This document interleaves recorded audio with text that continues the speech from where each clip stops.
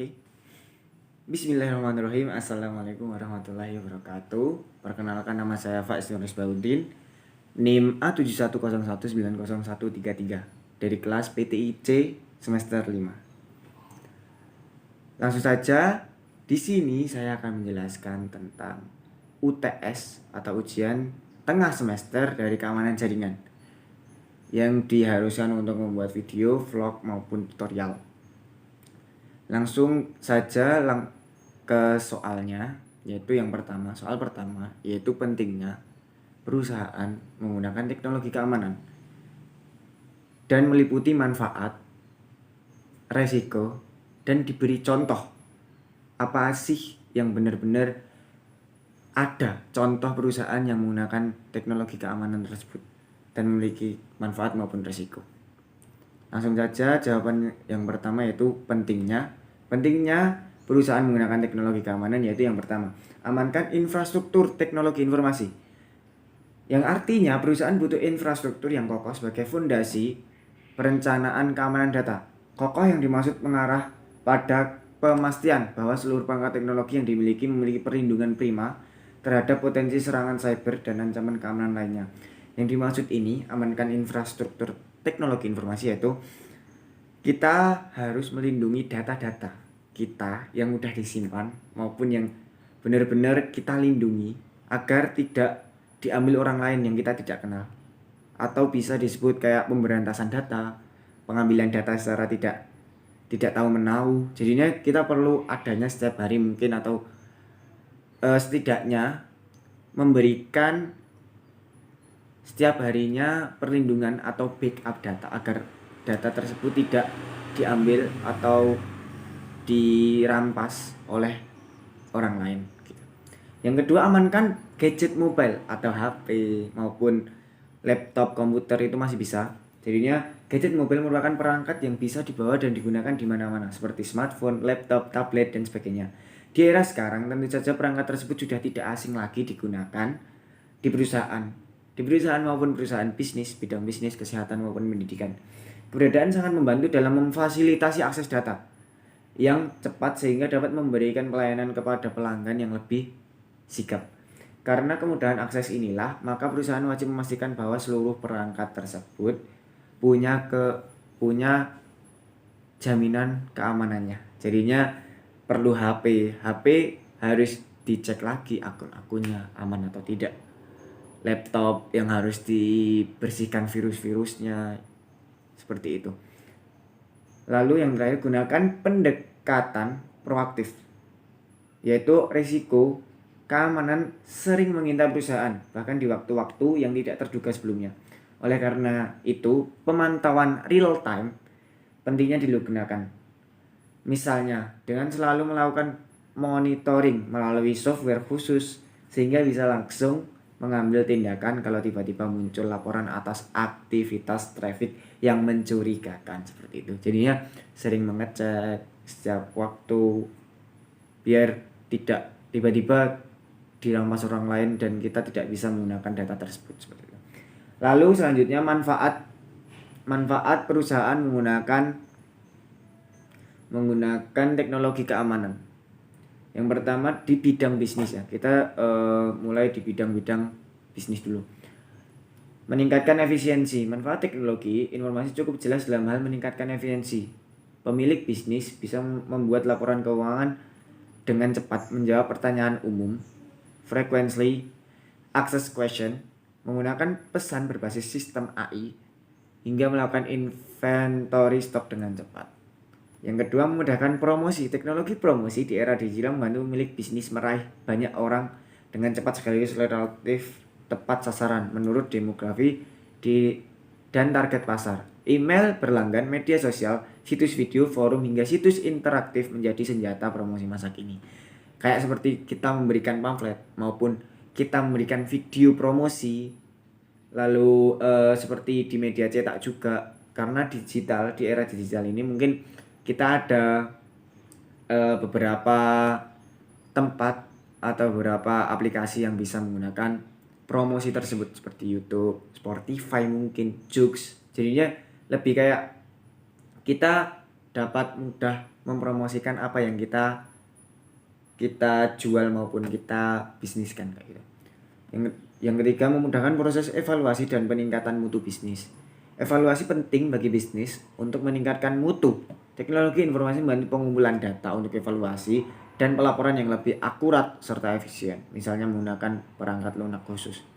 Bisnis juga mendapat keuntungan dari teknologi informasi dalam menjamin keamanan, misalnya software development untuk mencegah pencurian data personal dan serangan cyber.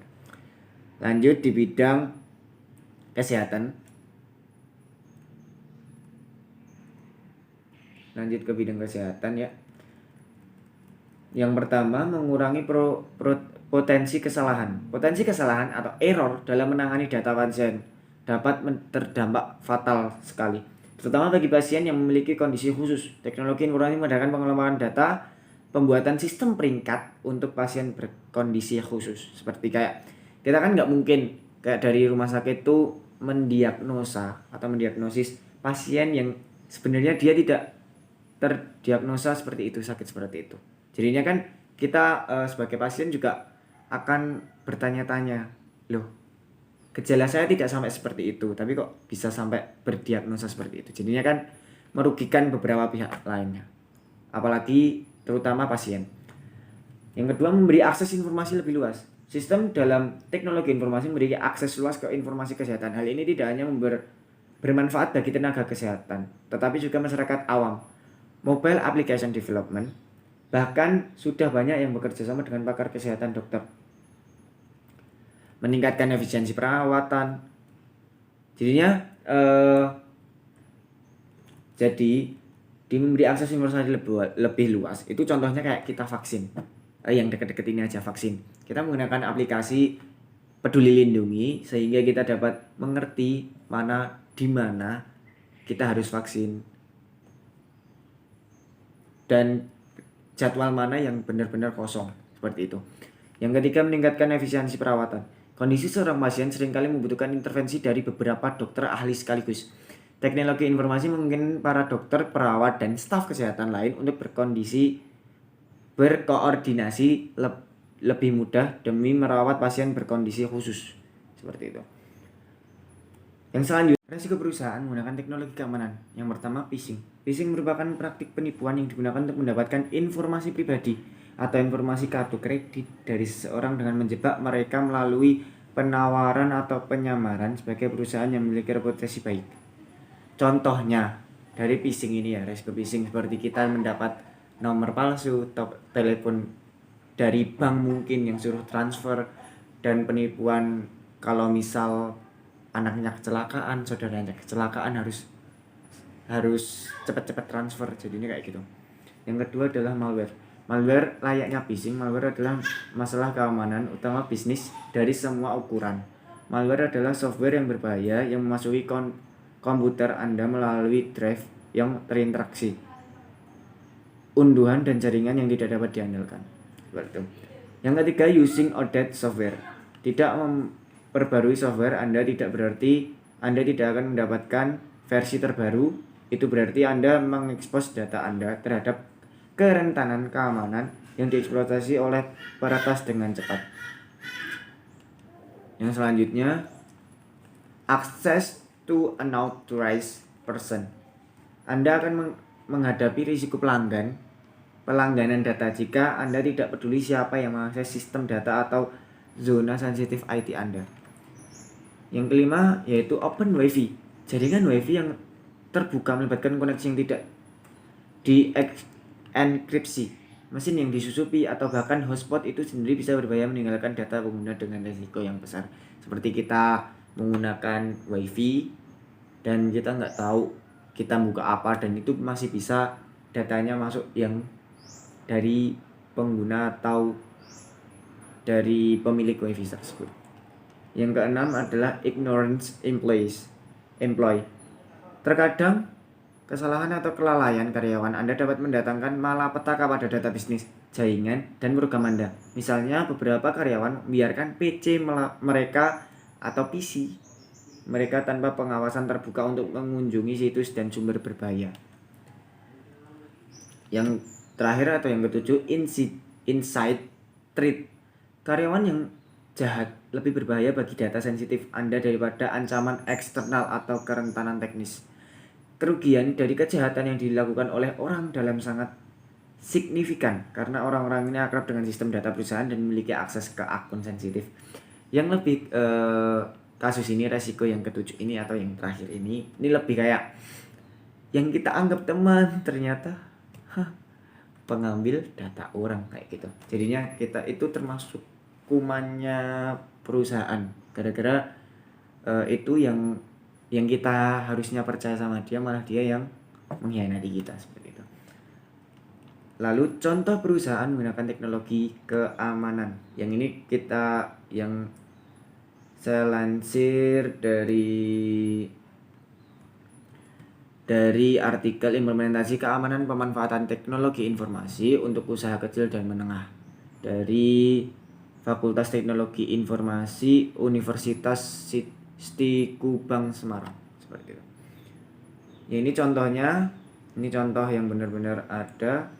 Dia menggunakan teknologi informasi atau teknologi keamanan ini di UKM, usaha kecil dan menengah, sehingga dia bisa bisa lebih cepat mempromosikan UKM tersebut atau menaikkan muka atau brand dari UKM tersebut, sehingga kayak seperti tadi menggunakan keamanan jaringan dengan dia mendapatkan data-data dari luar atau informasi-informasi dari luar, sehingga dia dapat menangkap data dari orang lain dan itu dapat jadi referensi ke depannya seperti itu, dan dapat membuat promosi dalam hal dia misal di bidang bisnis makanan F&B. Nah itu bisa aja F&B dia kan mempromosikan minumannya kayak di YouTube maupun di situs-situs Instagram, aplikasi Instagram, Twitter, itu juga bisa status WA. Jadinya lebih mempermudah aja tanpa disadari dan meminta tolong brand-brand atau akun-akun Instagram yang lebih tinggi tentang bisnis seperti itu. Contohnya seperti itu. Yang selanjutnya yaitu bagaimana para penyerang, atau yang soal kedua, bagaimana para penyerang berhasil melihat, mengambil bahkan menghancurkan data ataupun informasi dari sebuah perusahaan. Lalu langkah atau teknologi apa yang bisa diterapkan untuk menghindari serangan tersebut. Nah ini langsung saja cara mengamankan perusahaan informasi tersebut. Yang pertama yaitu mengamankan jaringan. Seperti yang Anda ketahui, semakin canggihnya teknologi, maka cybercrime pun akan semakin tinggi pula. Mereka pasti akan mengikuti perkembangan teknologi guna memperoleh keuntungan instan dengan menjual informasi perusahaan pada pihak lain yang memiliki niat tidak baik dengan perusahaan Anda. Karena itulah diperlukan penjagaan ekstra ketat dari pihak jaringan teknologi. Apalagi perusahaan Anda yang memakai sistem jaringan nirkabel, maka pastikan Anda memiliki teknisi yang mampu mengamankan jaringan. Apalagi hacker yang di era digital ini lebih banyak mungkin, yang berpengalaman pasti bisa memperoleh berbagai akses menuju jaringan dalam jangka waktu yang cepat segitu. Mengamankan jaringan di sini seperti yang bagaimana cara kita setiap harinya mengecek data, mengamankan data tersebut, melindungi agar tidak terkena virus seperti itu. Yang kedua, memperhatikan phishing. Yang kedua adalah memperhatikan phishing. Phishing merupakan yang tadi sudah dijelaskan resiko-resiko, merupakan salah satu teknik pencurian identitas yang paling umum. Cara ini akan memungkinkan para hacker mampu mengakses data atau informasi perusahaan dengan berpura-pura jika mereka adalah situs website yang Anda percayai. Arti sebenarnya adalah dengan mengklik salah satu situs palsu akan membuat mereka memiliki akses untuk masuk, menuju data, informasi pribadi perusahaan, dan hal ini jelas merugikan perusahaan Anda ke depannya. Seperti kayak kita ya, sebenarnya contoh mencari referensi atau mencari artikel, mencari tugas. Nah, terkadang kita membuka web dan terkadang ada juga beberapa iklan berita tentang kesehatan maupun mungkin yang paling parah slot judi online. Nah, Itu mungkin kalau jika kita ngeklik terus malah muncul login, kita harus menggunakan akun kita, akun email kita, itu malah bisa saja merugikan kita karena secara tidak langsung identitas kita diberikan kepada situs itu. Padahal kita nggak tahu situs itu akan menggunakan data kita untuk apa. Itu termasuk pembocoran identitas kita. Yang ketiga adalah cara mengamankan dari pemberantas, yaitu membackup data. Selalu backup data atau file perusahaan sesering mungkin yang Anda bisa. Sebagai contohnya, apabila di kantor Anda terjadi pemadaman listrik mendadak ataupun koneksi internet yang hilang, seringkali membuat tugas maupun data informasi menjadi hilang. Meskipun komputer merupakan teknologi yang canggih di zaman ini, namun hal seperti ini seringkali terjadi sehingga Anda harus tetap seringkali menggunakan atau melakukan backup data secara berkala. Sehingga kayak kita kan nggak tahu ya, kayak pemadaman listrik maupun mungkin kita lupa mencarger tanpa, kan kita terlalu fokus tanpa melihat kalau menggunakan laptop, sehingga kan kita kayak nggak fokus, lupa menyimpan, mengesave data tersebut. Ya secara tidak langsung malah data kita nggak kesave dan kesimpan kayak gitu. Kalau enggak ya kita, kalau enggak membackup data tersebut kan juga terkadang penyimpanan kita yang mungkin full sehingga kita nggak dapat menyimpan lagi, kan juga itu hal yang sangat merugikan dan merepotkan sekali kalau kita nggak membackup data tersebut secara berkala kayak gitu. Lalu jika ada pertanyaan bagaimana para penyerang berhasil melihat atau mengambil bahkan menghancurkan data ataupun informasi dari sebuah perusahaan, itu mungkin ya balik lagi dari resiko-resiko tadi kayak phishing kayak gitu kan, secara tidak langsung kita kayak memberikan data informasi kita. Contohnya peminjaman online atau pinjol yang di beberapa aplikasi sudah diberi konsepnya atau sistemnya, itu kan kita secara tidak langsung suruh login, lalu memberikan foto maupun memberikan foto KTP, data KTP, orang tua, foto kita bersama KTP, terus suara, kan juga itu udah secara tidak langsung sebadan kita sudah diketahui oleh pihak sana atau phishing tersebut. Kalau misal phishing itu terjadi di aplikasi itu, sehingga kita waktu mungkin telat pembayaran langsung kita diancam dengan pemberantasan data, dengan foto aib kita yang disebar maupun hal-hal yang kita lakukan itu bisa disebar. Itu aja. Lanjut soal yang ketiga, yaitu bagaimana mengamankan jaringan perusahaan menggunakan firewall atau IDS. Nah, ini dari rubrik penilaian kita juga harus menjelaskan bagaimana langkah-langkah melakukan instalasi tersebut. Nah, di sini saya akan menjelaskan instalasi dari firewall atau bisa disebut juga CSF, dan mungkin instalasi dan konfigurasi. Nah, tapi selain apa sih CSF, fungsi dari firewall, aplikasi firewall dapat mendeteksi login atau ancaman pada aplikasi seperti IM, IP, SSH, POP3, perintah super user, dan banyak lainnya.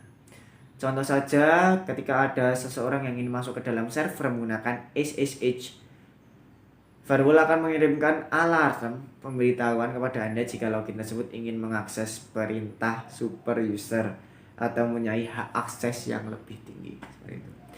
Lanjut langsung penginstalan firewall, yaitu langkah pertama mengakses server, yang kedua install paket yang dibutuhkan, langkah ketiga install firewall.